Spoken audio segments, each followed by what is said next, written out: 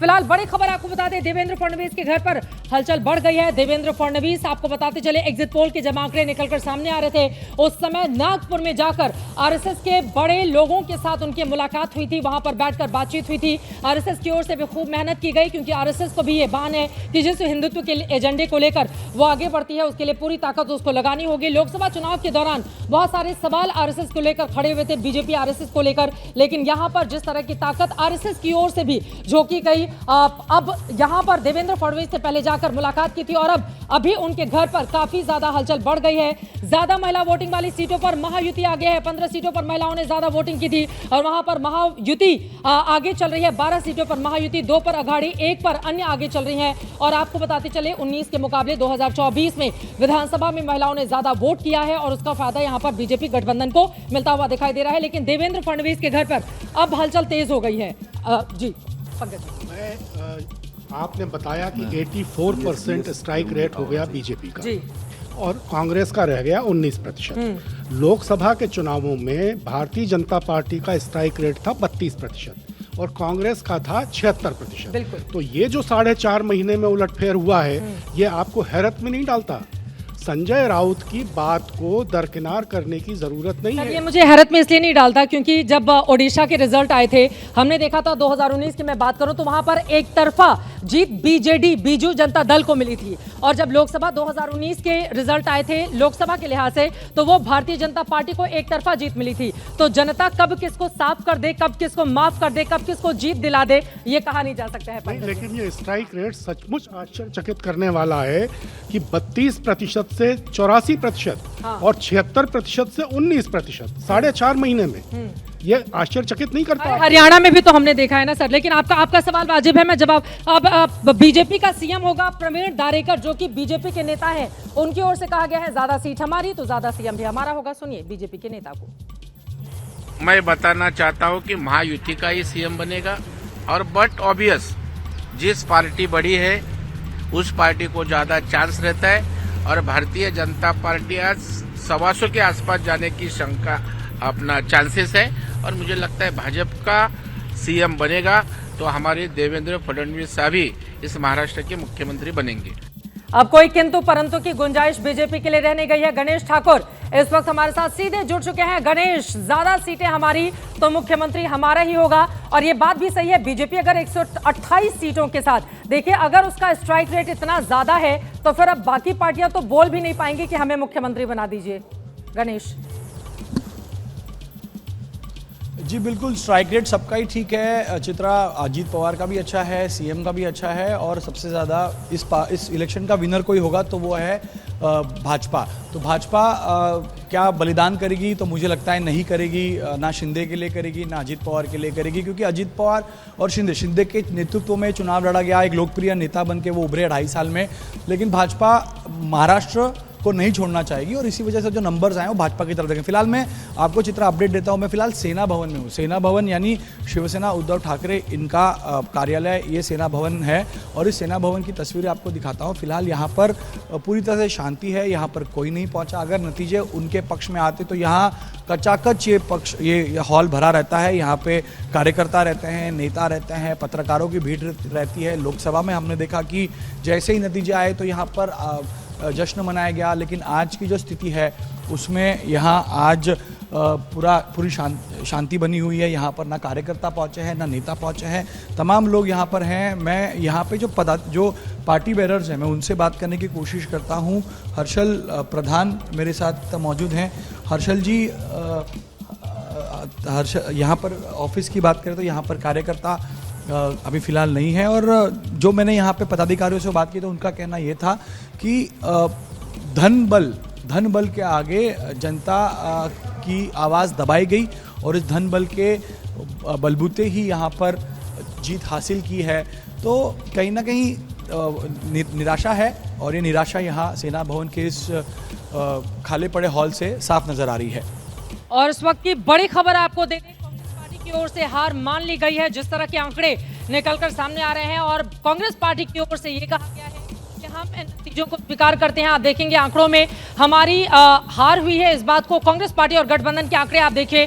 Congress party 20 पर, शिवसेना उद्धव 17 पर और एनसीपी शरद पवार गुट 13 पर, जबकि बीजेपी का स्ट्राइक रेट 84। कांग्रेस पार्टी की ओर से जो पहली प्रतिक्रिया निकलकर सामने आई है, सुनते हैं। का परिणाम अच्छा नहीं आया है, हमारे लिए बहुत बड़ा सबक है इसमें, ये डिसअपॉइंटिंग है। हम ईवीएम पर जरूर व्यापक चर्चा करना चाहते हैं। हम जिस तरह से महाराष्ट्र का चुनाव टाला गया, महायुति को वक्त मिला अपनी स्कीम लॉन्च करने का, 3-3 इंस्टॉलमेंट्स गए, वो सारे फैक्टर्स हैं। लेकिन डिसअपॉइंटिंग बात यह है कि हमारे वो नंबर्स नहीं है जिसकी हमें आशा थी।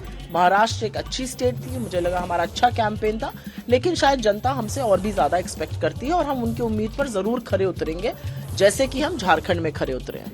तो सुप्रिया श्रीनेत ने कहा हमारी हार हो गई है। आपको बताते चले कांग्रेस पार्टी की आप बड़ी प्रवक्ता हैं और उनकी ओर से इस बात को स्वीकार कर लिया गया है। लेकिन संजय राउत कह रहे हैं नहीं नहीं नहीं, उन्होंने ट्वीट किया है और कह रहे हैं बैलेट पर चुनाव लो, महाराष्ट्र के नतीजे जनमत नहीं नहीं नहीं, इस तरह की बातें वो लिख रहे हैं। ऐसे नतीजे तो हो ही नहीं सकते। संजय राउत ऐसा लग रहा है शाम तक हार मानने को तैयार नहीं होंगे, लेकिन अब ऐसा लग रहा है कि ये आंकड़े बदलेंगे नहीं। जो अब तक की महाराष्ट्र की स्थिति सामने निकल कर आई है, हमारे साथ शहनवाज हुसैन जी सीधे जुड़ चुके हैं। आप पूर्व केंद्रीय मंत्री रहे हैं, बिहार बीजेपी के बड़े नेता, अगले साल चुनाव होने हैं वहां पर, और अब तो शहनवाज जी के मन में भी खूब लड्डू फूट रहे होंगे। बहुत बहुत स्वागत है एबीपी न्यूज पर शहनवाज जी। ये जो प्रचंड जनादेश है उसकी 3 बड़ी वजह क्या समझ रहे हैं आप लोग? देखिए, जनादेश है भारतीय जनता पार्टी के महाविकास अघाड़ी के खिलाफ। जिस तरह हमने कैंपेन किया, हमने उनको एक्सपोज किया, लोगों ने महायुति के पक्ष में वोट दिया, भारतीय जनता पार्टी के नेतृत्व पर विश्वास किया, और वहां पर तो साफ दिख रहा था कि कांग्रेस पार्टी तो अभी चुनाव के बीच में सीट ही बांट रही थी। कांग्रेस पार्टी लोकसभा के चुनाव में भ्रम पैदा करने में कामयाब हो गई थी महाराष्ट्र में, और वो संविधान की कॉपी बांट रहे थे। इस बार उन्होंने खाली खोखला एक कॉपी लिया जिसके अंदर कुछ नहीं लिखा था, वही बांट रहे थे। महाराष्ट्र की जनता ने समझ लिया कि चलना है मोदी के साथ, रहना मोदी के साथ, और महाराष्ट्र का जो विकास है, जिस तरह अटल सेतु है, जिस तरह कोस्टल रोड है, आप तो खुद ही बुलेट लेकर घूमी है पूरे महाराष्ट्र के अंदर, आपने खुद देखा कि लोगों के चेहरों पर कितना विकास का विश्वास था। और विकास कोई कर सकता है तो महायुति ही कर सकती थी, नरेंद्र मोदी जी के आशीर्वाद से। देखिए आपके बड़े नेता विनोद तावड़े साहब, वो कैसे फंस गए थे पैसे बांटने वाले मामले में, जिसको बहुत बड़ा मुद्दा बनाया गया था। और खबर आ रही है विनोद तावड़े बीजेपी मुख्यालय पहुंचे तो उन्होंने पत्रकारों ने जब सवाल पूछा कि ये जो शानदार जनादेश मिलता हुआ दिखाई दे रहा है, इस पर क्या कहेंगे, तो मुस्कुराते हुए वो आगे बढ़ गए। वैसे फंसा तो दिया था इस मामले पर महाविकास अघाड़ी ने, लेकिन अब 128 के साथ भारतीय जनता पार्टी सबसे बड़ी, तो मुख्यमंत्री अपना ही बनेगा आपका, बीजेपी का देवेंद्र फडणवीस बनेंगे। देखिए, हमारे यहाँ जो तय होता है चित्रा जी, आपको मालूम है कि हमारे यहाँ पार्लियामेंट्री बोर्ड है और हमारा केंद्रीय नेतृत्व है। चुनाव के नतीजे के बाद वो बैठता है और फिर निर्णय करता है। हम लोग गठबंधन में यहाँ चुनाव लड़े हैं और हमारा स्ट्राइकिंग रेट कैसा भी हो, लेकिन हम अपने गठबंधन के साथियों को लेकर चलते हैं। जहाँ हम ज्यादा से ज्यादा सीट जीते हैं, और महाराष्ट्र की जीत तो ऐसी है। अरे अभी तो ये बातें शहनवाज जी आप बता रहे हैं ना, क्योंकि आपको पता है कि अब तो चाहे शिंदे गुट चाहे अजित पवार चाहे, वो आंखें आपको दिखा नहीं सकते हैं, तो इसलिए बहुत मीठे मीठे बोल फूट रहे हैं। जब यहाँ पर मामला फंसा होता तो बात फिर अलग होती। अभी आपको पता है कि बीजेपी का ही मुख्यमंत्री बनेगा 128 के साथ। सबसे ज्यादा सीटों पर आपने चुनाव भी लड़ा था, 149 पर। देखिए, पार्टी के प्रवक्ता के नाते मुझे ये अधिकार नहीं है बताने का कि कौन मुख्यमंत्री होगा, लेकिन पार्टी के कार्यकर्ता के नाते मैं ये कह सकता हूँ कि जो हमारी पार्टी का केंद्रीय नेतृत्व है, वो पूरे जो रिजल्ट आया उसका आकलन करेगा, बैठकर उस पर विचार करेगा और फिर कोई निर्णय करेगा।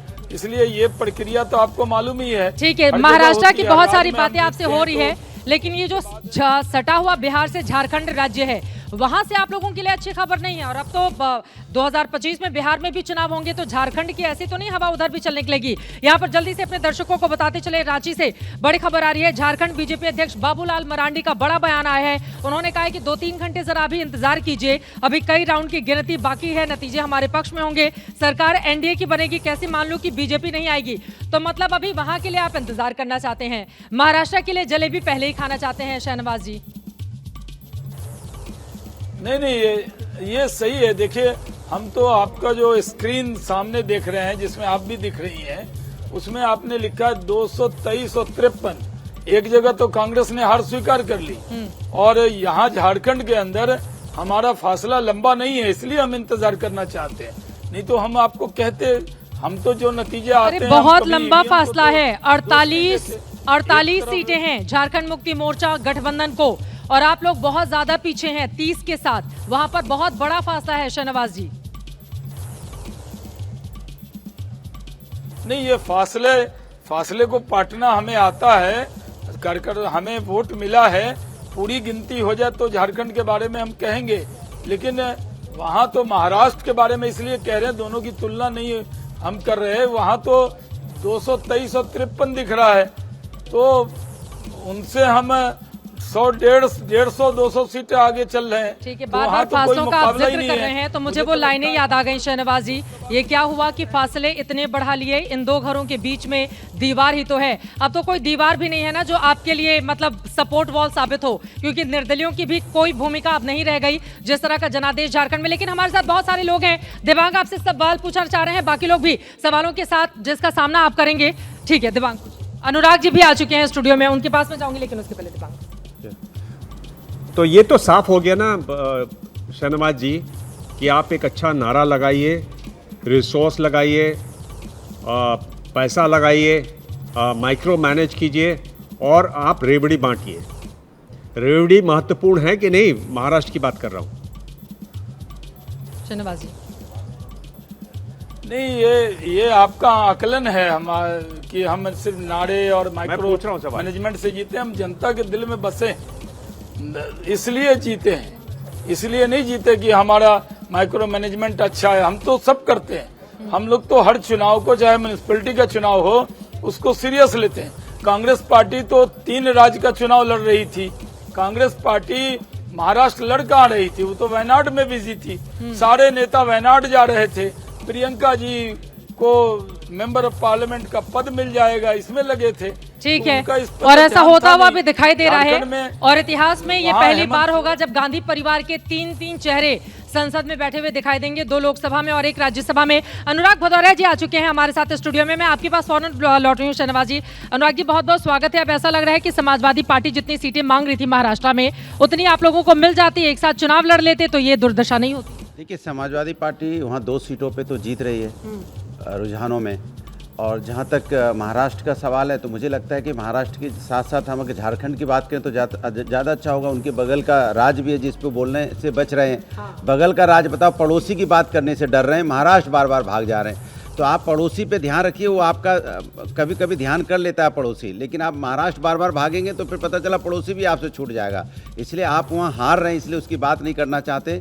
महाराष्ट्र जीत रहे हैं, इसलिए बार बार उसकी बात कर रहे हैं। तो अगर वैसे देखा जाए तो 1-1 टाई हो गया है। आप जीत के जलेबी और लड्डू बेकारी खाना चाह रहे हैं। मुझे समझ में नहीं आया कि आप झारखंड पे बात क्यों नहीं करना चाह रहे। कुछ खा के आए, मुंह मीठा करा के आए नहीं? देखो, समाजवादी पार्टी अच्छा कर रही है, जाहिर सी बात। उत्तर प्रदेश में भी देखिए, इतना तांडव के बावजूद भी, और ये मैं नहीं कह रहा हूँ, चुनाव आयोग ने भी कहा है, लगातार उनके पुलिस ऑफिसर्स को उन्होंने सस्पेंड भी किया है। तो साफ पता है कि आपने इतना तांडव किया, उसके बाद भी समाजवादी पार्टी सीटें 25-25, 30-30 हजार से लीड कर रही है। सोचिए आप। इसके पहले कि मैं शहनवाज जी के पास जाऊं, अनुराग जी एक और सवाल आपसे है। ये जब लोकसभा में आप लोग जीत जाएं, तब जनता ने हमें जनादेश दिया, बहुत अच्छा प्रदर्शन, हमने तो कमाल कर दिया, बीजेपी की उल्टी गिनती शुरू हो गई। विधानसभा में जब आप हारने लगे तो फिर पूरा का पूरा सिस्टम इस सवालों के घेरे में, ये चित भी मेरी पट भी मेरी कैसे चलेगा? नहीं, आप शायद इस बात को समझ नहीं पा रहे। जब हम लोकसभा में जीते थे तब भी हमने बोला था, जो हमें शिकायतें थी तब भी हमने पार्लियामेंट में भी बोला गया, बाहर भी बोला। आज भी देखो, इंडिया गठबंधन झारखंड जीत रहा है। ऐसा नहीं कि हम हार गए, तो एक ही जगह तो वो जीत रहे हैं ना। अरे वो 288 आप देख रहे हैं वहां का हाल, सुपड़ा साफ होना। कांग्रेस गठबंधन का सुपड़ा साफ होना इसको कहते हैं। 53 सीटें, 3 बड़ी पार्टियां, जिनमें से 2 शून्य के आंकड़े को भी कोई पार्टी पार करती हुई नजर नहीं आ रही है। वहां पर नाना पटोले, उद्धव ठाकरे, शरद पवार जैसे बड़े नेताओं के रहते हुए लोकसभा में अच्छा परफॉर्म करने के बावजूद, अगर ये देखिए, आप महाराष्ट्र को ऐसे समझिए, ये देश का दूसरा सबसे बड़ा राज्य अगर हम देखें विधानसभा सीटों के लिहाज से, देश की औद्योगिक राजधानी है, आर्थिक राजधानी है मुंबई। धारावी को लेकर आप लोगों ने इतने मुद्दे खड़े किए, लेकिन सब पर तो बात बल्लेबाजी मारते हुए। अडानी के मुद्दे को कितना उठाया आप लोगों ने, फिर भी उसके बावजूद यहाँ पर प्रचंड जनादेश। अच्छा, एक बात मुझे समझ में नहीं आती, अभी भी चुनाव हुए थे पिछले, जिसमें जम्मू कश्मीर इंडिया गठबंधन जीती थी तो कोई चर्चा नहीं, लेकिन हरियाणा जीत गया था उसमें बहुत चर्चा हो रही थी। आज झारखंड इंडिया गठबंधन जीता है, कोई चर्चा नहीं, लेकिन चूंकि महाराष्ट्र जीत रहे हैं इसलिए चर्चा है। ठीक है शहनवाज जी, आप क्यों नहीं बात करना चाहते हैं झारखंड पे? वो कह रहे हैं भैया आपके बगल वाला राज्य तो झारखंड ही है ना, उस पर बात करने से आप बच रहे हैं। हम माइक लगा देती हूं, अनुराग जी भी बीच में एकदम झारखंड पे बात करने को तैयार हैं जी, झारखंड पे बात करने को तैयार हैं। अनुराग जी को अनुराग जी महाराष्ट्र पे बात करने को तैयार नहीं है, लेकिन हम तो झारखंड पर बात करने को तैयार हैं। हमें तो अभी भी लगता है कि जब फाइनल नतीजे आएंगे तो वो हम नतीजे पलट देंगे। हमें लग रहा है कि जब अभी आएगा तो नतीजे हमारे पक्ष में, पूरी गिनती आएगी तो हमारे पक्ष में ही पटाखे होगी। फूटे में आ रही हूँ अनुराग जी, शहनवाज जी में आ रही हूँ। एकनाथ शिंदे के घर के बाहर ठाणे में आप देखिए पटाखे किस तरह से फूटते हुए दिखाई दे रहे हैं, जरा सुन लेते हैं पटाखों की आवाज।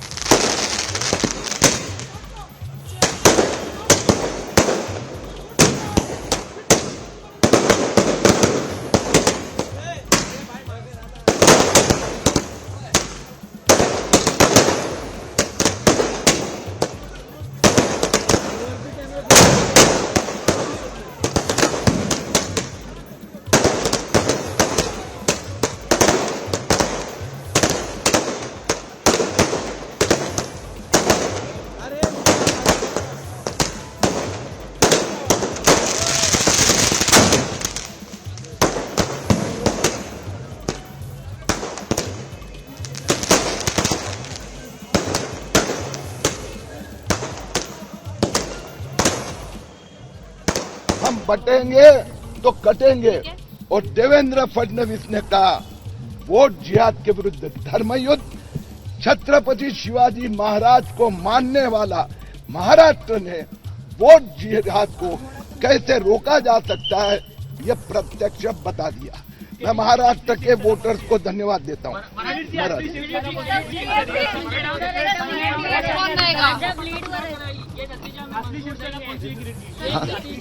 एक मिनट,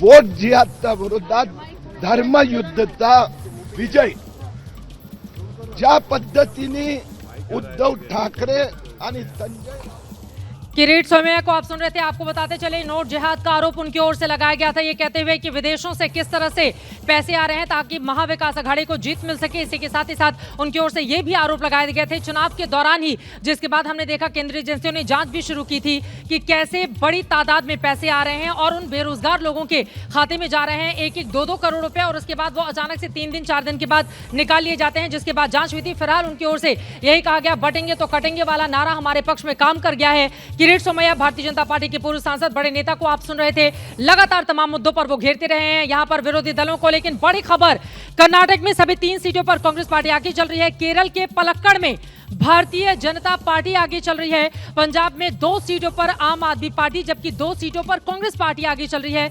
राजस्थान में बीजेपी 2 सीटों पर, कांग्रेस पार्टी 2 सीटों पर, आरएलपी 1 सीटों पर, और पश्चिम बंगाल की सभी 6 सीटों पर टीएमसी आगे चल रही है। उत्तराखंड की केदारनाथ सीट पर बीजेपी आगे चल रही है। मध्य प्रदेश में केदारनाथ सीट इसलिए महत्वपूर्ण हो जाती है क्योंकि अयोध्या और बद्रीनाथ ये भारतीय जनता पार्टी के लिए दुखती रग रहे। ऐसे में केदारनाथ पर अगर वो उत्तराखंड में आगे चल रही है तो थोड़ी वो राहत ले सकती है। नांदेड़ लोकसभा उपचुनाव में भारतीय जनता पार्टी आगे चल रही है। यूपी उपचुनाव में बीजेपी 6 पर, समाजवादी पार्टी 3 सीटों पर आगे चल रही है, जबकि बिहार में सभी 4 सीटों पर एनडीए गठबंधन आगे चल रहा है। कर्नाटक में सभी 3 सीटों पर कांग्रेस आगे चल रही है। एक बार हम चाहेंगे फुल फ्रेम में वो जश्न की तस्वीरें दिखा दी जाएं जो ठाणे से सामने आई है। ठाणे ये वही इलाका है जो एकनाथ शिंदे के प्रभाव वाला है।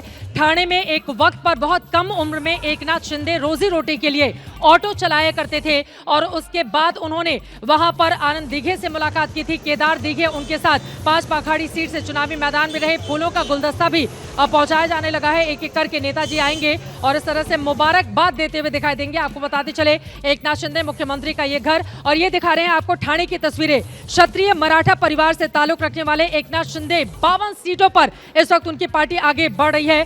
17 से वो ठाणे पहुंचे थे। 11वीं तक की पढ़ाई के बाद रोजी रोटी के लिए ऑटो रिक्शा चलाने लगे। और आपको बता दें इसी दौरान आनंद दीघे से उनकी मुलाकात हुई थी। 97 में ठाणे महानगर पालिका से पार्षद के तौर पर शिंदे ने राजनीतिक करियर की शुरुआत की। 2004 में पहली बार ठाणे इलाके के 5 पोखरी विधानसभा क्षेत्र से चुनकर विधायक बने। तब से लगातार 4 बार वो विधायक रहे और 5वीं बार चुनावी मैदान में ताल ठोकने के बाद वहां से वो प्रचंड तरीके से आगे बढ़ रहे हैं। केदारनाथ दीघे जो युवा चेहरा है कांग्रेस पार्टी का, वो बहुत पीछे चल रहे हैं। और ये तस्वीरें आपको ठाणे की इस वक्त हम दिखा रहे हैं। यकीनन वहां पर जश्न का माहौल है और ये बहुत बड़ी कामयाबी, क्योंकि शिवसेना उद्धव गुट को अगर 21 सीटों पर लाकर खड़ी कर देती है शिंदे की पार्टी, तो ये बहुत बड़ी कामयाबी इस वक्त।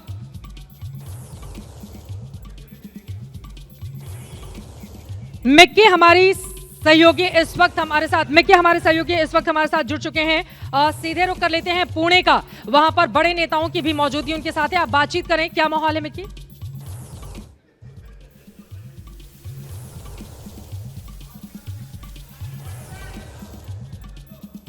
करीबन 32,000 से ज्यादा की लीड अब यहां पर उनको मिली है और इसी के साथ कई सारे कार्यकर्ता यहां पर मिठाई लेके पहुंच रहे हैं, लड्डू लेके पहुंच रहे हैं। बहुत लोग मुंह मीठा कर रहे हैं। पूरा विश्वास था आपको शुरुआत से? मुझे शुरू से ही विश्वास था, क्योंकि 5 साल पहले जब मैं कोथरूड में आया तो काफ़ी दूषण मुझे लगाए गए कि इन्होंने किसी की सिटिंग सीट खींची है, किसी जाति पर अन्याय किया है, ये कोल्हापुर से बाहर से आए हैं। मैंने किसी को उत्तर न देते हुए शांति से काम किया। अब यह स्थिति आई कि कोथरूड के हर व्यक्ति से मैं जुड़ गया हूँ, तो मुझे ये विश्वास था कि हम भारी वोटों से जीतेंगे। अब 7वीं फेरी हुई है तो 32,000 ऑड से हम आगे है और 13 राउंड अभी बाकी है। दादा, पूरे स्टेट में देखा जाए तो महायुति को अच्छी लीड मिलते, अच्छी जगहें मिलते हुए दिख रही हैं। कितनी मुझे सरकार बना सकते हैं हम? अच्छी नहीं, महा अच्छी, बहुत अच्छी। महायुति जैसे महा लीड मिल रहा है। 145 पर गवर्नमेंट बनती है, अब 221 होकर 12 अपक्ष आए, उनमें से 7 मुझे मालूम है कि 7 में आने वाले हैं। कई सारे लोग फोन भी कर रहे होंगे अपक्ष। नॉर्मली भी ये रहता है, लेकिन ये सारी पार्श्वभूमि हमारी होने वाले हैं। तो अभी सरकार बनने में कोई हाँ ना रहा ही नहीं, भारी मार्जिन से सरकार बनेगी।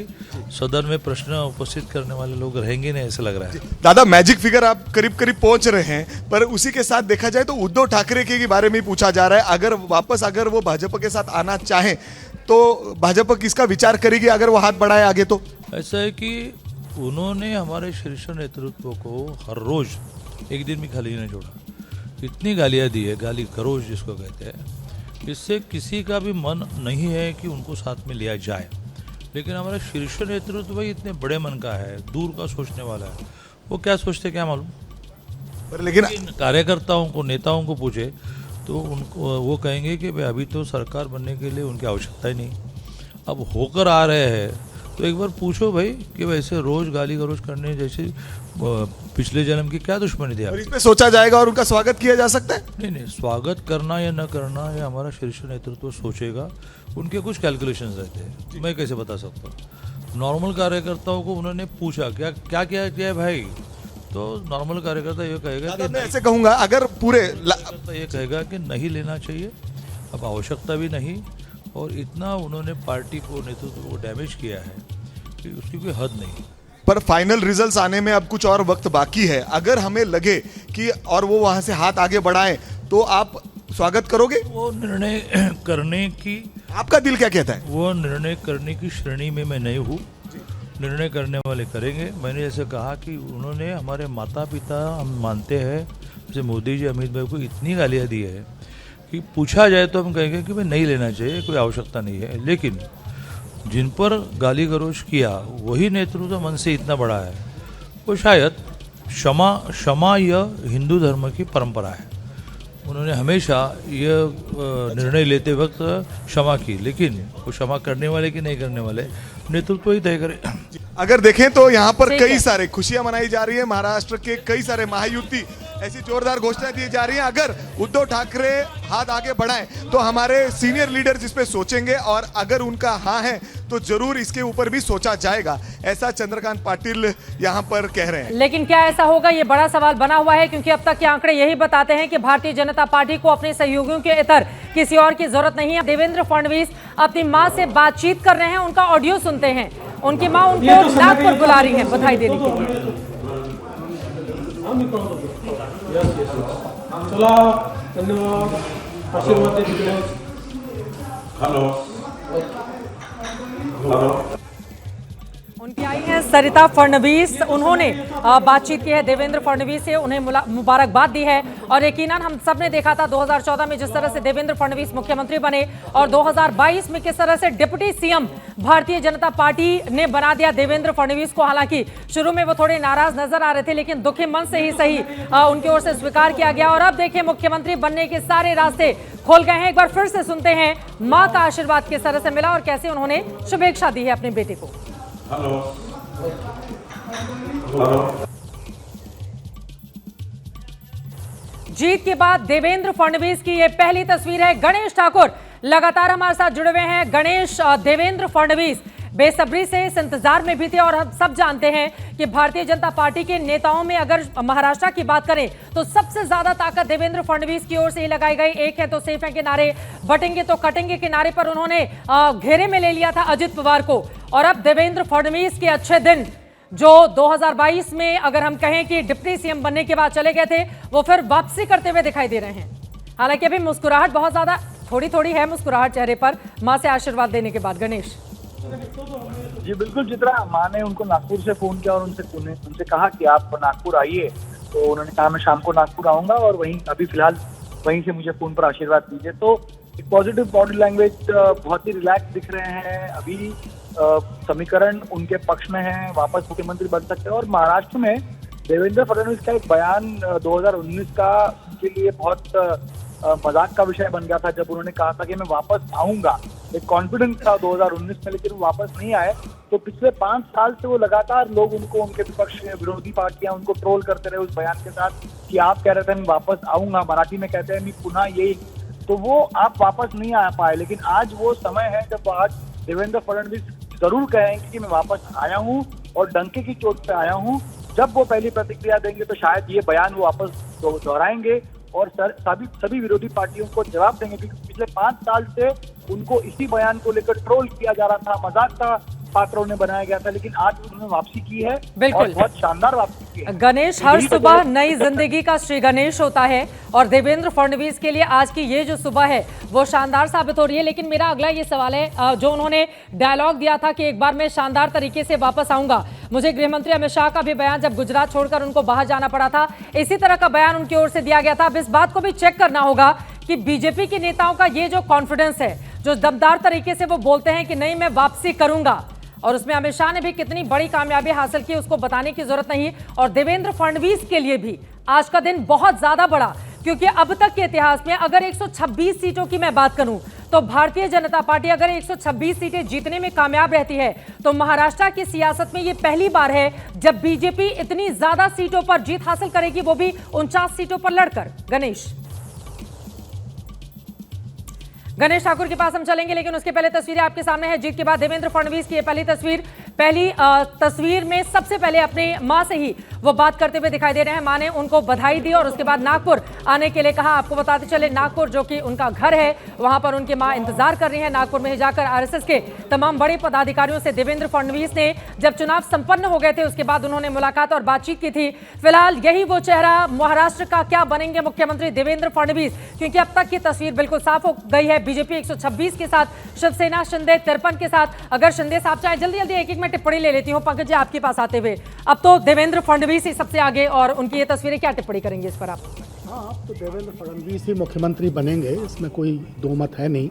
ये ज़रूर मैं कहना चाहता हूँ कि महाराष्ट्र में भारतीय जनता पार्टी की जो जीत है वो दरअसल राष्ट्रीय स्वयंसेवक संघ और योगी आदित्यनाथ के नारे की जीत है। इसमें नरेंद्र भाई मोदी और दूसरे लोगों का कोई खास भूमिका इसमें नहीं है। महाराष्ट्र जो गया एक तरफा भारतीय जनता पार्टी के साथ, वो इसलिए गया, इस बात ने ये सिद्ध कर दिया है कि अगर राष्ट्रीय स्वयंसेवक संघ न हो तो भारतीय जनता पार्टी अकेले नरेंद्र भाई मोदी के बूते पर कहीं भी सरकार बनाने की स्थिति में नहीं है। ठीक है, लेकिन हमने देखा था नारे लगे थे, हालांकि ये पहले के नारे थे, इस बार तो बड़ा फूंक फूंक कर बीजेपी के नेताओं ने भी कदम आगे बढ़ाया था। 2019 के नारे थे दिल्ली में नरेंद्र और महाराष्ट्र में देवेंद्र, लेकिन इस बार चूंकि महायुति एक साथ सहयोगियों के साथ चुनावी मैदान में थी तो इस तरह के नारे नहीं गढ़े गए थे। फिलहाल ये तस्वीर आपके सामने, जल्दी से एक टिप्पणी। भारतीय जनता पार्टी बहुत प्रैग्मेटिक पार्टी है, पॉलिटिक्स में जिसको कहते हैं मैकियावेलियन जो थ्योरी है उस लिहाज से, क्योंकि आप देखिए कह रहे थे कि भाई किसी एक को ड्रॉप कर सकती है। भारतीय जनता पार्टी इतना छोटा नहीं सोचती है, बहुत लंबा सोचती है। नीतीश कुमार को जिस तरीके से वो बनाए हुए हैं, लोग कह सकते हैं कि वहाँ मजबूरी है, तो ये कहना जल्दी होगा कि कौन मुख्यमंत्री होगा और किसको वो ड्रॉप कर देंगे। कहना चाह रहे हैं कि बीजेपी में बहुत विनम्रता है, तो नम्रता मेरी सहयोगी जुड़ चुकी है, सीधे मैं उनके पास चलती हूँ। नम्रता, भारतीय जनता पार्टी में उत्साह का माहौल है, पीछे झंडे लगाए जा चुके हैं, जरा तस्वीरें दिखाइए, मैं आ रही हूँ आपके पास। नम्रता, देखिए बीजेपी दफ्तर के बाहर हूँ, ये बाहर की तस्वीर है, चारों तरफ आपको भाजपा के झंडे दिखाई देंगे और जलेबी और लड्डू लाने की तैयारी हो रही है। यहाँ पर एक अलग से इसके लिए छोटा सा स्टेज बनाया गया है, यहाँ पर मिठाइयाँ रखी जाएंगी और भाजपा के नेता मौजूद रहेंगे। और आप देखिए चारों तरफ यहाँ पर भाजपा के जो झंडे हैं वो लगने शुरू हो गए हैं और ये पूरा जो रास्ता है यहाँ पर थोड़ी देर में ढोल नगाड़े जो हैं वो शुरू होते आपको दिखाई देंगे। एक मंच बनाया गया है स्पेशली जलेबियों के लिए, लड्डुओं के लिए, और आप देखिए कि चारों तरफ बीजेपी के झंडे लग रहे हैं, टेंट लगाए जा रहे हैं, जश्न का माहौल कुछ ही देर में शुरू होने वाला है। जलेबी बनाने का सामान भी लेकर आए हैं और यहीं बनाएंगे और यहीं बांटेंगे वो जलेबी। बड़ा दिलचस्प है कि मतलब सबने इंतजार किया सुबह के 10 बज जाने का और उसके बाद वहां पर जलेबी बनाने की सामग्री मंगाई गई ताकि हरियाणा वाले स्थिति यहाँ पर गोल गोल जैसी जलेबी का शेप होता है वैसे पार्टियों के लिए नहीं होने पाए। नम्रता, मैं फौरन लौटूंगी आपके पास। इस वक्त हमारे साथ भारतीय जनता पार्टी के राज्यसभा सांसद और राष्ट्रीय प्रवक्ता सुधांशु त्रिवेदी जी जुड़ चुके हैं। सुधांशु जी, तो बधाई लेंगे आप या अभी थोड़ा इंतजार किया जाएगा महाराष्ट्र के लिए? अगर इस तरह के आंकड़े नतीजों में तब्दील हो जाते हैं तो तीन बड़े फैक्टर जिसकी वजह से बीजेपी गठबंधन सहयोगियों के साथ जीत रही है। देखिए, जिस प्रकार के आंकड़े दिख रहे हैं उससे बहुत साफ दिखाई पड़ रहा है कि जो एग्जिट पोल्स ने सोचा था शायद वो नहीं भी सोच पाए थे, वहां तक स्थिति जा रही है। बीजेपी शानदार तरीके से सेंचुरी पार करके आगे है और महायुति डबल सेंचुरी पार करके आगे है। फिर भी मैं कहना चाहूंगा महाराष्ट्र में एक रोचक मुकाबला चल रहा है। रोचक मुकाबला यह है कि महाविकास आघाड़ी की कुल सीटें ज्यादा होंगी या एकनाथ शिंदे जी की शिवसेना की सीटें ज्यादा होंगी। दोनों के बीच में एक अच्छी प्रतिस्पर्धा चल रही है और एक और मुकाबला चल रहा है कि महाविकास आघाड़ी में कौन सा दल ऐसा होगा जो 29 सीटें प्राप्त करके नेता प्रतिपक्ष लाने लायक सीटें प्राप्त कर सकेगा। परंतु जहां तक आपने जो प्रश्न पूछा है फैक्टर का, तो मैं कह सकता हूं कि हमारी सरकार ने जो शानदार विकास के काम किए थे वो, दूसरा भारतीय जनता पार्टी के प्रति एक विश्वास और नरेंद्र मोदी जी की गारंटी की विश्वसनीयता, और तीसरा मैं कह सकता हूं कि संस्कृति और समाज के प्रति जो एक आत्मगौरव का बोध होता है उसने भी एक महत्वपूर्ण रोल प्ले किया है। और अब देश की प्रबुद्ध जनता को समझ में आया है कि किस प्रकार विभाजन और विघटन के प्रयोग करके एक पक्ष को विभाजित करने का प्रयास और दूसरे को एकजुट रखने का प्रयास। मैं उदाहरण देना चाहता हूं, अबू आजमी साहब का वीडियो आया था जो मौलाना अजहरी से वोट मांगने गए। क्या बोल रहे थे वो कि साहब मेरे इलाके में 1,90,000 मुस्लिम हैं, बस आपसे ये खिदमत करने के लिए आया हूं कि आप ये ध्यान रखें एक भी वोट बटना नहीं चाहिए, पूरे 1,90,000 एक रहने चाहिए। और दूसरी तरफ क्या क्या बांटने का प्रयास नहीं होता था। जाति तो छोड़िए, क्षेत्र में, वर्ग में, भाषा में हर ढंग से बांट दो। तो मुझे लगता है कि अब वो विषय भी लोगों को समझ में आ रहा है। तो एक तरफ शानदार विकास का कार्य, एक तरफ मोदी जी की विश्वसनीयता और उसको लेकर भाजपा में विश्वास और जनता की जागरूकता। अबू आजमी का आपने जिक्र किया, वो समाजवादी पार्टी के उम्मीदवार हैं, अनुराग भदौरिया हैं, वो आपकी बातों पर टिप्पणी करना चाह रहे हैं। वो कह रहे हैं कि देखिए मुसलमानों के वोट को एकमुश्त करने के लिए चाहे all India Muslim personal law board हो या जिनका उन्होंने नाम लिया, सबको अपनी तरफ कर लिया, क्या फायदा हुआ? हालांकि अबू आजमी अपनी सीट पर बढ़त बनाएंगे। देखिए, सवाल है कि उनकी मन से अभी भी नफरत की राजनीति नहीं जा रही, इसीलिए जनता आपको सबक सिखा रही है। आप झारखंड पे बात क्यों नहीं करते हो? नारा तो आपने वहाँ भी दिया था, झारखंड में तो जीत रहे ना हम लोग। और जहाँ की आप बात कर रहे हैं, अगर हम उत्तर प्रदेश में भी आप देखें तो उत्तर प्रदेश के अंदर में तो आप ऐसा तो है नहीं कि एक स्वीप करते चले जा रहे हैं आप। अभी भी आप जिस तरह से जो सीटों पे हम जीत रहे हैं वहाँ 25-30 हज़ार की मार्जिन से जीत रहे हैं, आप 100-250 मार्जिन पे अटक रहे हैं। ये आप क्यों नहीं सोचते? आप देखिए, जवाब ले लेती हूँ, ठीक है। अजित पवार की पत्नी इस वक्त कुछ बोल रही हैं। यकीनन अजित पवार की पार्टी को जिस तरह का जनादेश मिलता हुआ दिखाई दे रहा है, उसके बाद उनकी पत्नी की पहली प्रतिक्रिया सामने आई है, सुनते हैं। हृदय से धन्यवाद बोलना चाहती हूँ उनको, उन्होंने दादा का साथ दिया। आपने आशीर्वाद भी लिया आज ताई का, जी ताई का, उसको लेकर उन्होंने क्या कहा? दादा से बात हुई होगी, क्या हुआ? नहीं, उनका दादा की माता जी का मैंने अभी आशीर्वाद लिया। वो भी एकदम वो तो चाहती ही थी कि दादा के लिए वो बहुत सारा आशीर्वाद उनका था पहले से, वो दादा के आशीर्वाद के लिए सबको बोल रही थी। और ये अभी अच्छी बात हुई तो उनका आशीर्वाद, और वो भी अभी बहुत खुश है। जीत का जश्न कैसे मनाएंगे? अभी ये तो सब जीत जनता की जीत है, तो जनता मना रही है जीत बहुत धूमधाम से। बारामती में सब जल्लोष हो रहा है। अभी जाते हैं उधर। एक सवाल और, दादा साहब की बात हुई? जी, उनसे भी बात हुई है। नहीं, बधाइयाँ सब दे रहे थे सब।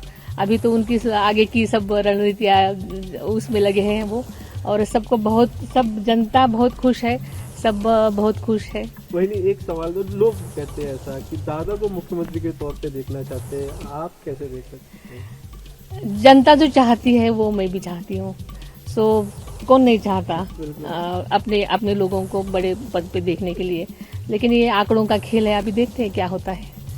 Thank you so much. Thank you. Sunetra Pawar को आप सुन रहे थे। अजित पवार की पत्नी है, बारामती से लोकसभा का चुनाव लड़ी, सुप्रिया सुले के मुकाबले हार गई थी, लेकिन बारामती में इस बार कमाल का प्रदर्शन अजित पवार की ओर से किया गया। वो भी योगेंद्र पवार, उनके भतीजे चुनावी मैदान में थे उसके सामने। इन सब के बीच बड़ी खबर आपको दे दें, कल महायुति विधायक दल की बैठक मुंबई में होने वाली है और इसमें विधायक दल का नेता चुना जाएगा। सूरज ओझा हमारे संवाददाता जुड़ चुके हैं ज्यादा जानकारी के साथ। सूरज, तो ये औपचारिक बैठक एक तरह से कहा जा सकता है, क्योंकि बीजेपी के अंदर खेमे तैयारियां शुरू की जा चुकी हैं मुख्यमंत्री बनाने की भारतीय जनता पार्टी से, और क्या जानकारी मिल रही है इस बाबत? जी बिल्कुल,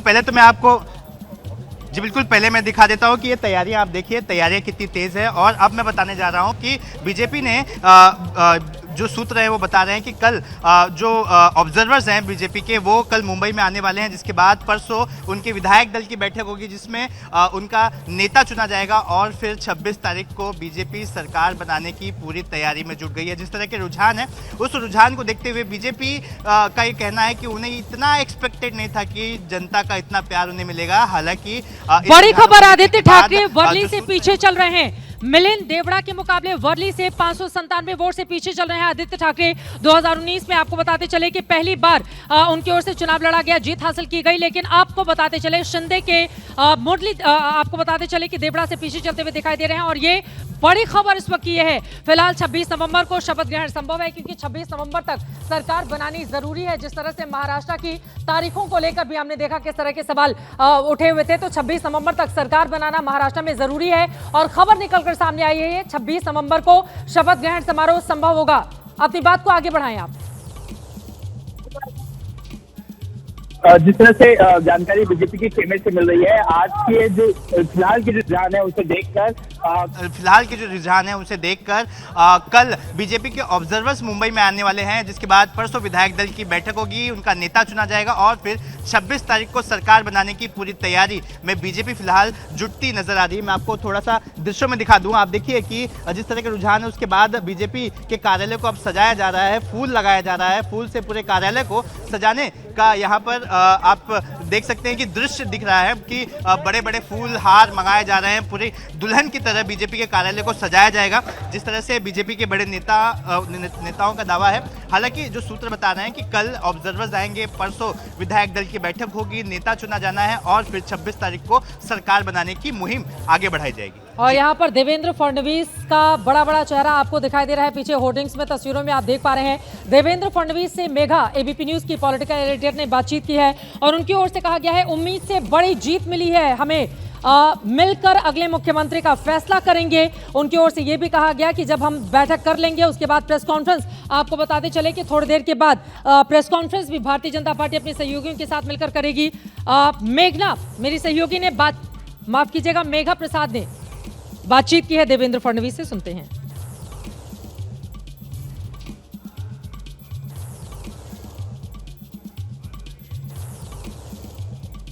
मेघा, आपको मेरी आवाज मिल रही है क्या? आपने बातचीत की है देवेंद्र फडणवीस से। मेघा, लगातार हमने देखा था चुनाव के दौरान आपने कई बड़े इंटरव्यू किए थे देवेंद्र फडणवीस के, कई मुद्दों पर आपने घेरा भी था, और अब आपसे बातचीत में क्या दावा देवेंद्र फडणवीस की ओर से किया गया है?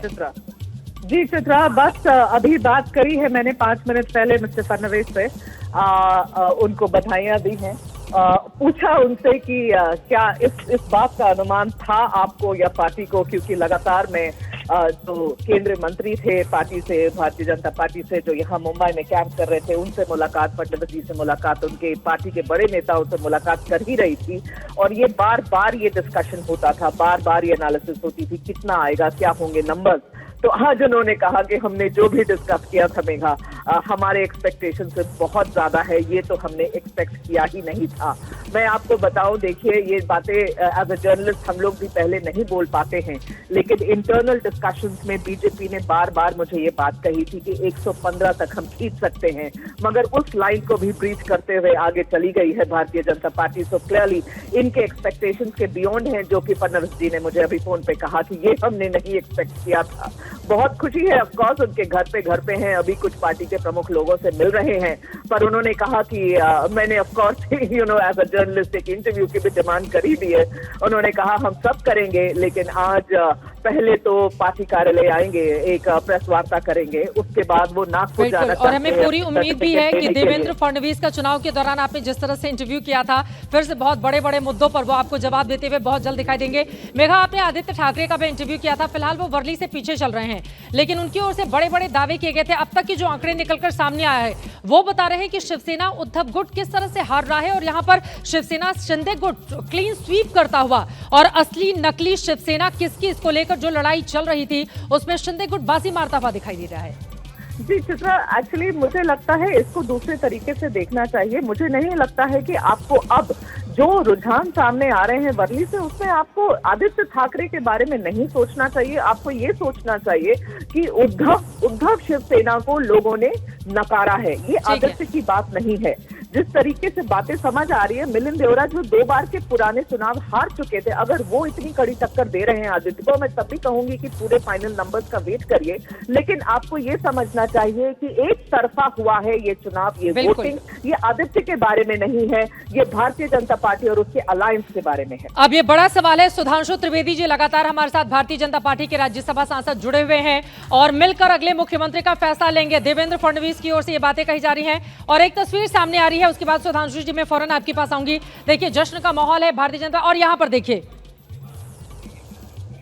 बावन कुले के साथ देवेंद्र फडणवीस की ये मुस्कुराती हुई तस्वीरें जो बहुत कुछ बयां कर रही हैं, और ऐसा लग रहा है कि देवेंद्र फडणवीस को जितने भी बड़े बड़े नेता हैं वो बधाई देने के लिए पहुंचे हुए हैं। और यहां पर दोनों एक दूसरे को बधाई देते हुए, एक तरफ प्रदेश अध्यक्ष हैं तो वहीं दूसरी तरफ आपको बताते चले कि सबसे बड़ा चेहरा महाराष्ट्र का देवेंद्र फडणवीस, जीत के बाद चंद्रकांत बावनकुले देवेंद्र फडणवीस की ये तस्वीर सामने आई है जिसमें दोनों ही मुस्कुराते हुए आपको दिखाई दे रहे हैं और उम्मीदों से ज्यादा उनको इस तरह का जनादेश मिला है। इस बारे में हमारी सहयोगी से बातचीत करते हुए देवेंद्र फडणवीस की ओर से दावा किया गया है। अब मैं सीधे आपके पास आते हुए सुधांशु जी, भारतीय जनता पार्टी जितनी बार ये कहेगी कि उम्मीद से ज्यादा जनादेश हमें प्राप्त हुआ है महाराष्ट्र में, उतनी बार संजय राउत की ओर से सामने आकर कहा जाएगा कि ये तो बेईमानी कर ली गई है। वो कह रहे हैं हो ही नहीं सकता, इतनी सीटें कैसे जीत सकते हैं आप लोग। देखिए कभी कभी होता है कि कुछ लोग यथार्थ की दुनिया में नहीं जीते। जैसे वो मैट्रिक्स मूवी आपने देखी होगी जिसमें मैट्रिक्स में जीते रहते हैं, वो नियो नहीं था वो, तो उस ढंग से बहुत से लोग उसके अंदर रहे और बाहर ना आए तो समस्या होती है। अभी मैं एक अंग्रेजी चैनल पे था तो मैं एक बात कहना चाहूंगा, एक वर्ड कहा गया कि Maha Vikas Aghadi MVA is routed in Maharashtra, मगर ये कहा गया कि साहब राउट की जो स्पेलिंग है वो RAUTED होनी चाहिए, यानी राउटेड होना चाहिए, क्योंकि उन लोगों का मानना था कि कहीं न कहीं इस प्रकार की जो सोच थी और संजय राउत जी के जो बयान थे उनका भी एक योगदान रहा। मुझे लगता है कम से कम अब इस परिस्थिति में उनको यथार्थ समझना चाहिए, जिसे हम लोग एक शब्द प्रयोग करते हैं भारतीय जनता पार्टी में कि हमारा विचार परिवार, परंतु यहां पर जनता ने स्पष्ट जनादेश दिया है कि एक विचार की विरासत की लड़ाई थी और एक परिवार की विरासत की लड़ाई थी। और संजय राउत जी को समझना चाहिए और उद्धव ठाकरे जी को कि जनता ने परिवार की विरासत पर दावा करने वालों को खारिज किया है और बाला साहब ठाकरे जी की विचार की विरासत जिनके साथ थी उनको अपना आशीर्वाद दिया है। यहाँ पर तो अब बहुत स्पष्ट हो गया है कि कोई ये सोचे कि अमुक विचारधारा हमारी बपौती है, यह जनता स्वीकार करने को तैयार नहीं। ये अनुराग भदौरिया जी आपकी बातों पर कुछ नहीं तो लगे हाथ यही बता दीजिए, एनसीपी परिवारवादी है कि नहीं, परिवारवादी विचारधारा है कि नहीं, या सिंधे पार्टी परिवारवादी विचारधारा है कि नहीं। आप अपनी बातों में फंस जाते हैं। आप देखिए आपके सहयोगी दल तो परिवारवादी से ही है ना, माने जीतना, चलो जीत की आपको बधाई, इसका मतलब ये नहीं होता है कि आप कुछ भी बोल देंगे। आपके साथ तो परिवारवादी पार्टी, आप उनको भी अभी तो आप जीते तब से उनको आप दोषारोपण करने लगे, एनसीपी का सम्मान करना बंद कर दिया अभी से ही आप सिंधे गुट को भूलने लगे। जवाब ले लेती हूँ, सवाल तो महत्वपूर्ण है अनुराग जी का। सुधांशु जी। बहुत सवाल देखिए भदौरिया जी, आप समझ ही नहीं पाए। अजीत पवार तो परिवार की छत्रछाया से बाहर निकल के जीत के दिखाए। भाई वो शरद पवार जी के परिवार के अंग के रूप में थोड़ी लड़े, वो तो बाहर आके जीत के दिखाए। और दूसरा मैं कहना चाहता हूं, मैंने क्यों कहा परिवार और विचार, आप अपने परिवार की विचारधारा को भी तिलांजलि दे दें। आप कैसी बातें कर रहे हैं, मैंने आप उनको नहीं अजीत पवार बात हो जाए फिर आप बोल लीजिएगा, उनकी बात जवाब दीजिएगा।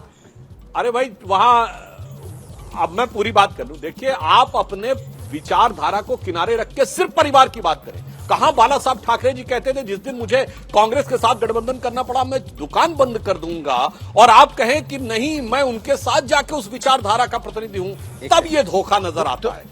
हमने अनुराग जी पिछले 70 सालों में भारतीय जनता पार्टी ने अपना कोई स्टैंड चेंज नहीं किया है। धारा 370 राम मंदिर से लेकर सब कुछ। राहुल गांधी जी को देखिए, इंदिरा जी के परिवार की बात करते हैं, और जो कांग्रेस नारा देती थी इंदिरा जी के जमाने में, जात पे ना पात पे, इंदिरा जी की बात पे मोहर लगे कि हाथ पे, वो कहते हैं सबकी जात पे खोजनी है। तो भाई अपने परिवार का भी तो तुम ध्यान नहीं रख रहे हो। चले गए आप सुन लीजिए, बहुत पीछे। आज तो सुधांशु जी का दिन है, थोड़ा दिल बड़ा करके उनको मुबारकबाद दे दीजिए अनुराग भदौरिया जी। मतलब आप तो एक ही रंग में है। देखिए आप बाकी लोगों के ऊपर आरोप लगा सकते हैं, अनुराग जी हमेशा एक ही रंग में। वही तो बात है, तो मेरा रंग एक ही रहता है ना, उनकी तरह रंग थोड़ी बदलते हैं। अब सवाल ये है कि हरे रंग में नहीं, सवाल ये है कि वो तो अजीत पवार साहब तो कह रहे थे कि हम बटोगे कटोगे नारा का समर्थन नहीं करते।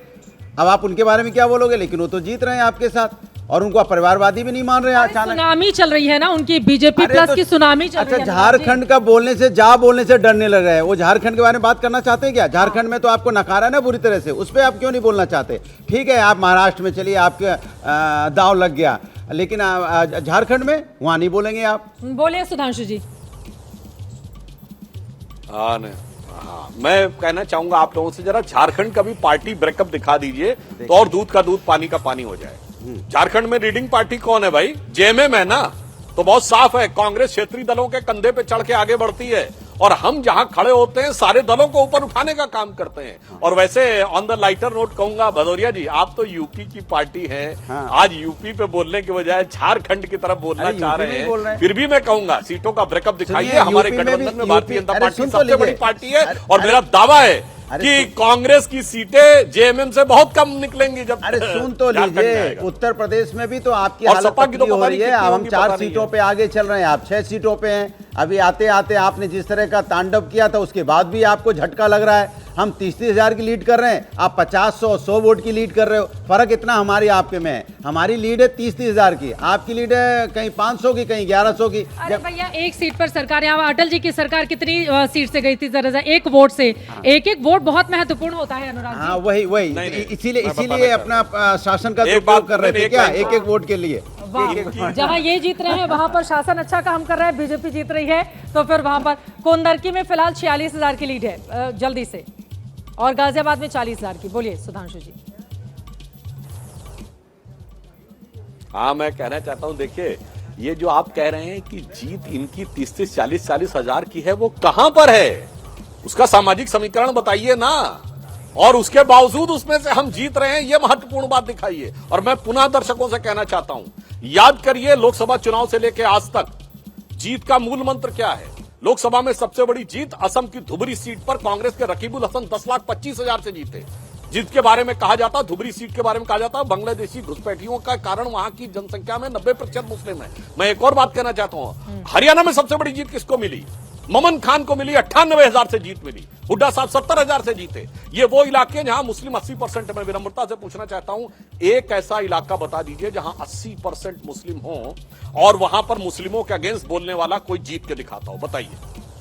यहाँ तो खूब ये लोग जोर जोर से दहाड़ कर बोलते हैं और फिर कहते हैं देखो हमने अयोध्या जीत लिया, देखो हमने बस्ती जीत लिया। कुंदरकी और गाजियाबाद में जो 40-35,000 की लीड है वो बीजेपी की नहीं, वो ये कह रहे हैं कि आज भी वो हिंदू मुस्लिम करने से बाज नहीं आ रहे हैं। अरे भैया, सब हिंदुस्तानी है कि नहीं, आप बताइए। क्या आप उनको हिंदुस्तानी नहीं मानते? करहल में हम जीत रहे हैं, क्या वहाँ हिंदुस्तानी नहीं रहते? क्या वहाँ जो करहल में बिरादरी के लोग रहते हैं उनको हिंदुस्तानी मानते कि नहीं मानते आप? ये सीसामऊ में हम जीत रहे हैं, वहाँ हिंदुस्तानी मानते कि नहीं मानते आप? कमाल की बात करते हैं। नफरत क्या आपके खून में है क्या? इंजेक्शन लगा के चलते क्या नफरत का? कि बोलना ही हिंदू मुस्लिम है। अरे जीत रहे हैं तो जीत की बधाई ले लीजिए, फिर भी नफरत है। हम तो कह रहे हैं कि आप जीत रहे हैं, अच्छी बात है, आपको हम महाराष्ट्र की बधाई दे रहे हैं, लेकिन आप नफरत की राजनीति से बाजी नहीं आ रहे। कमाल की बात और ये जो मुस्लिम संगठनों की ओर से एकमुश्त एक तरफ वोट देने की अपील की जाती है, वो कौन सी पॉलिटिक्स? देखिए कौन, वो लोग खुद ही आ जाए राजनीति में, वो क्यों अलग से छिपे हुए पॉलिटिक्स? मेरी बात तो उनको किसने रोका? किसने? किसी को राजनीति में आने से कौन रोक सकता है? आप ही बताइए। अरे आप ही के नेता गए थे अबू आजमी साहब, जिसका वो जिक्र कर रहे थे। जब आप चुनाव लड़ते तो हर जगह जाता है आदमी, मंदिर भी जाता है, मस्जिद भी जाता है, गुरुद्वारा भी जाता है, गिरजाघर भी जाता है, इसमें क्या बुराई है? कहाँ गए थे वो मंदिर? अरे सब जगह। क्या बात करते हो? सीसामऊ में गई नहीं थी वो, जिसका ये हल्ला मचा रहे थे सुधांशु जी? ठीक है, बोलिए, आप बहुत हल्ला मचा रहे हैं और ये तस्वीरें भी हम दिखा रहे हैं। सुधांशु जी, जल्दी से अनुराग भदौरिया की बातों पर जवाब आपका। वो पानी पीने लगे जवाब देने के पहले। पानी पी लीजिए तभी जवाब दे पाएंगे। हाँ जी, आप क्या कह रही थी? मुझे सुनाई नहीं पड़ा ढंग से, जरा दोबारा बोल दीजिए। सवाल ये, अब अनुराग भदौरिया जी आपके पानी पीने पर टिप्पणी कर रहे हैं और वो कह रहे हैं कि जहां पर बीजेपी हार रही है वहां की वो बात करना नहीं चाहती, बार बार वो आपको झारखंड लेकर जा रहे हैं। जो इन्होंने पानी पे टिप्पणी की है, तो मैं कहना चाहूंगा पानी के भी दो अर्थ होते हैं। एक तो पीने वाला पानी, इसे जल कहते हैं, और एक पानी होता है जिसका अर्थ होता है मान सम्मान स्वाभिमान। तो भदौरिया जी, जनता समझती है रहीमन पानी राखिए, बिन पानी सब सून, और पानी गए न उबरे मोती मानस चून। मगर पानी आपने पी तो लीजिए। देश क्या मान सम्मान वाला झारखंड में पानी हो रहे हैं, इसीलिए मैंने कहा है झारखंड में पानी जनता का मानस और मानस का मोती दोनों इस यथार्थ को समझ हो गया है। समझ गए सब लोग। जब आप बोल रहे थे वो पानी ही पी रहे थे, अब उनको सुन लीजिए। कह रहे ना कि उनको पानी पीना पड़ रहा है बोलने के पहले। आप पानी नहीं पियेंगे तो फिर झारखंड में जवाब कैसे देंगे बताइए आप? पानी पीना पड़ेगा क्योंकि वहाँ पानी है। ये बोलिए सुधांशु जी। वैसे झारखंड में कितनी सीटें समाजवादी पार्टी, समाजवादी पे आ गए? हमें इंडिया गठबंधन की बात होती है, आप हारने लगते हो तो फिर समाजवादी पे आ जाते हो। अरे आप तो सपा के प्रवक्ता है ना। हम तो देश के इंडिया गठबंधन के अरे हम तो हिंदुस्तानी है, हम तो अपने आप को हिंदुस्तानी मानते हैं। आप मानते नहीं मानते मुझे पता नहीं कि आप कहाँ का मानते हैं। ठीक है, आप जवाब ले लेते हैं, बाकी लोग भी हैं। सुधांशु जी जल्दी से बोलिए, जवाब दीजिए, उनकी बातों पर जवाब दीजिए। भदौरिया जी, तो इंडी गठबंधन के प्रवक्ता है, तो कांग्रेस को कितनी सीटें दी थी आपने? यूपी में देखिए बड़ा गजब काम किया। अखिलेश जी ने कहा था हम यूपी में भाजपा साफ कर देंगे। चित्रा जी, भाजपा साफ किया ना किया, सीट वितरण में कांग्रेस को साफ कर दिया। और मैं एक और बात कहूंगा, समझदारी दिखाई अखिलेश जी ने। उनको समझ में आ गया था कि कांग्रेस ने उनके कंधे पे चढ़ के ऊपर जीत हासिल की थी। अब उन्होंने कहा मैं फालतू फंड में अब कांग्रेस को अपने कंधे पे चढ़ा के जीत नहीं दिखाने वाला। और मैं ये भी कहना चाहूंगा गंभीरता से कि कांग्रेस ने जो अल्ट्रा लेफ्टिस्ट एंगल लेने का प्रयास किया है, मुझे लगता है कि इस बात से उनको गंभीरता समझना चाहिए। शायद भारत की राजनीति का यथार्थ उनके समझ में नहीं आ रहा है। ठीक है, मैं आ रही हूँ सुधांशु जी, मैं फौरन आपके पास आ रही हूँ। इस वक्त अजित पवार के घर के बाहर उनके कार्यकर्ताओं की ओर से जश्न मनाए जा रहे हैं। अजित पवार के पोस्टर हाथ में है और आपको बताते चले, शरद पवार के ऊपर अगर अजित पवार की पार्टी 38 सीटों के साथ इतना शानदार प्रदर्शन करती है तो अब एनसीपी किसकी? इसको लेकर जो सवाल लगातार कायम था उस पर से पटाक्षेप हो गया है, क्योंकि एनसीपी अजित पवार की पार्टी 38 सीटों पर शानदार प्रदर्शन करती हुई दिखाई दे रही है। आपको बताते चले, महायुति में सबसे कम सीटों पर एनसीपी नहीं जीता और यहाँ पर गुलाबी रंग के कपड़ों में आपको महिलाएं दिखाई दे रही हैं। आपको बताते चले कि पूरे के पूरे अगर अजित पवार के हम कैंपेन को देखें तो उनकी ओर से वो खुद भी गुलाबी रंग की जैकेट में, गुलाबी पर्पल जैकेट में आपको लगातार दिखाई दिए। महिलाओं के लिए जिस लाडकी बहना योजना की बात उनकी ओर से बार बार अपने मंच पर की जाती रही और उसका अब तिलक सजता हुआ दिखाई दे रहा है। यहां पर लाडकी बहना योजना ने कमाल कर दिया और 38 सीटों के साथ इसको भी प्रचंड जनादेश कहा जाएगा अजित पवार के ऊपर, क्योंकि एनसीपी शरद पवार अगर 15 सीटों के साथ पीछे रह जाती है, जबकि आपको बताते चले शरद पवार का लोकसभा चुनाव में शानदार प्रदर्शन था, 9 सीटें इस पार्टी ने जीती थी, अजित पवार को 1 सीट मिली थी। लेकिन अब यहां पर बिल्कुल उलट स्थिति दिखाई दे रही है। हमारे साथ सुधांशु जी बने हुए, सुधांशु जी हमारे साथ प्रवीण कुंटे नेता शरद गुट के एनसीपी से हमारे साथ जुड़े हुए हैं, उनके पास मैं चलूंगी। प्रवीण कुंटे जी, अजित पवार के घर के बाहर शानदार प्रदर्शन, उन तक आवाज नहीं पहुंच रही है हमारी, दोबारा उनके पास जाएंगे और यकीनन अभी दुख का वक्त है यहां पर शरद पवार और उनके गुट के लिए, क्योंकि 15 सीटें कहां और डबल से भी ज्यादा अजित पवार को यहां पर। तो ये जो असली नकली शिवसेना या फिर असली नकली एनसीपी को लेकर जो लड़ाई चल रही थी सुधांशु जी, क्या आज के इन आंकड़ों ने उसका भी पटाक्षेप कर दिया है? और अब इन दोनों ही नेताओं का, चाहे वो एकनाथ शिंदे हो चाहे अजित पवार हो, उनका रोल क्या रहने वाला है? देखिए, मेरा यह कहना है कि बहुत स्पष्ट रूप से अब यह साफ हो गया है कि एनसीपी या शिवसेना किसी ने नहीं तोड़ी थी। जो गृह मंत्री अमित शाह जी ने कहा था, एक पार्टी पुत्र मोह में टूटी थी और एक पुत्री मोह में टूटी थी, और आज दोनों के बारे में महाराष्ट्र की जनता ने स्पष्ट कर दिया कि वास्तविकता में राजनीतिक विरासत किसके साथ है। और यदि मैं लाइटर नोट पे कहूं चित्रा जी, तो महाराष्ट्र में दिख रहा है कि भतीजा चचा पे भारी पड़ गया। और वैसे अक्सर ऐसा हो जाता है, अनुराग भदौरिया जी की पार्टी में भी जो भतीजा थे यानी अखिलेश जी, वो अपने चचा शिवपाल जी पे भारी पड़ गए थे। और वैसे भी आप देख रहे हैं बंगाल में भी जो भतीजे हैं अभिषेक जी, वो बुआ जी पे थोड़ा भारी पड़ते दिखाई पड़ रहे हैं। और बसपा में भी भतीजे जो हैं अखिलेश आनंद जी, वो भी बुआ जी पे यानी मायावती जी पे भारी पड़ते दिखाई पड़ रहे हैं। तो मुझे लग रहा है शायद भतीजों का कुछ युग चल रहा है, ऐसा ही कुछ संकेत यहां पर अजीत पवार जी की शानदार जीत और एनसीपी का सारा समर्थन उनकी तरफ आने से दिख रहा है।